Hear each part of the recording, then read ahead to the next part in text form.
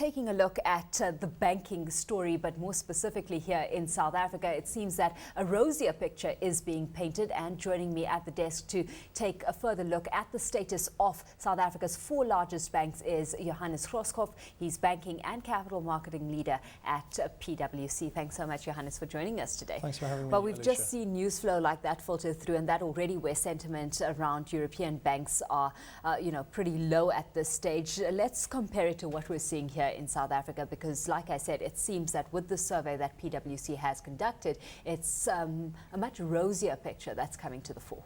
Yeah, I think you're right. And just for your listeners, what have we done? We've aggregated the results of the large four banks. The last one that reported was First Rand on Tuesday. So we've been quite busy for the last few days just aggregating those results. And if you look at top line, the headlines that make the headlines, headline earnings up 8.5% compared to the previous period. And then we look at core earnings, and core earnings are earnings before tax, but before bad debt charges. And why we look at that is because over the last few reporting periods, bad debts have reduced quite dramatically. And so to see what we call core earnings, and it was very pleasing for the banks to see that their core earnings was increasing by 14%. So I think, as you say, a rosy picture and very commendable results from the large four. So looking at the status of South African banks, safe to say, comparative to our global peers, we're holding up nicely, proving to be pretty resilient. Of course, bearing in mind that we've also got maintaining high capital adequacy levels becoming front and center and a focal point right now, and that another measure that you've considered in terms of how credible a performance these banks have put on.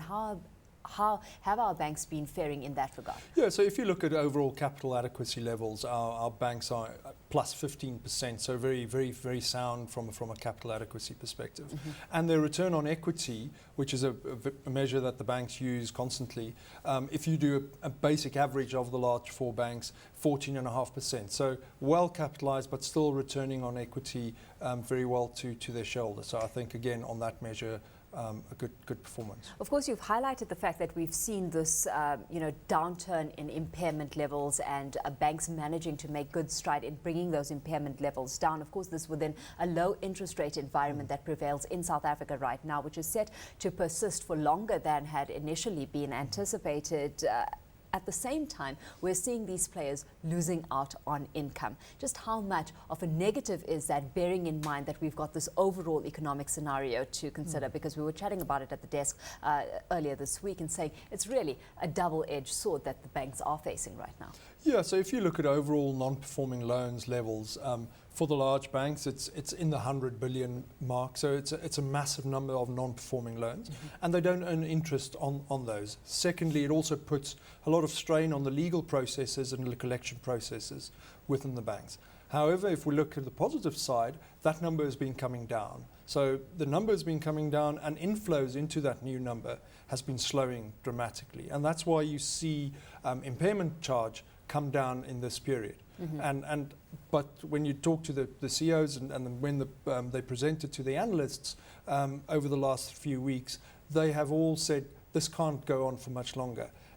The consumer is still indebted. Yes, we're seeing reduced impairment levels, but at a stage that will level out. And then I guess one will need to see what happens with the interest rates as you see. At a stage, I mean, that's the key question for many out there looking at the banking sector, just how sustainable this downward trend in impairment levels can be. So what are they forecasting in terms of how much longer they can go on seeing this level reduced? Banks have been coy and haven't put a date to it, but I guess this level needs to normalise at a certain stage, and one of the CFOs said it won't go on for much longer. Okay, So. well, of course, with that being the scenario, they've had to hone in specifically on on non-interest income and generating revenue that way, and they've made significant stride in that regard. We've seen non-interest income up 14.2% on the first half of 2010. What are you making of the kind of stride we're seeing in that regard? Banks have said that is a focal point for them. Non-interest income, they would like to cover their expenses with non-interest income. That's not exactly there yet, and we've got a graph in our analysis on that. But there's been a lot of volume increases, particularly in the electronic channels. And when I last spoke to you, about our survey, banks have said around innovation is key in that area. And we've seen mobile phone technologies being developed by banks, a drive towards electronic channels. It's lower cost of delivery. It's also lower cost for the consumer. Lower cost of delivery and lower cost for the consumer. How is that translating to better earnings, though, for the banks? Because where you're looking at this focus on non-interest income coming through, electronic mechanisms are perceived to be cheaper, and surely that should mean less earnings, if you think about it. But if the cost of delivery can go lower, then the bank's cost-to-income ratio goes up, and ultimately earnings goes up. So let's take a look at that cost-to-income ratio and just how effective they've become in actually reining in on their costs, because we've seen significant improvement in that regard. Yeah, so if you compare cost-to-income ratio against the previous period, so the period ended in December, the average of the cost-to-income ratio was around 60%. It's now come down to 55%. Clearly, some of the top-line growth has helped that, but the banks have been focusing very heavily on cost control, and particularly on discretionary spend. We've seen salary increases, and how we've analysed it, we can see salary increase in excess of 8%. So higher than inflation salary increases in the banks as a whole. However, costs have come down in total, so a lot of work has been done by banks on the cost side. With that being the overall scenario, I mean, in terms of future earnings growth and what we're likely to see from here on out, any sense that you've gotten from the banks in terms of their expectations? The banks have said revenue growth will remain tough. If we look at the business confidence index that came out last week, factory output that came out last week, there's a lot of negative sentiment out there, unfortunately. The consumer's still spending. So on that side, yes, the banks are relatively bullish, but they're also very cautious on the revenue side. And that's why continued focus on costs will prevail.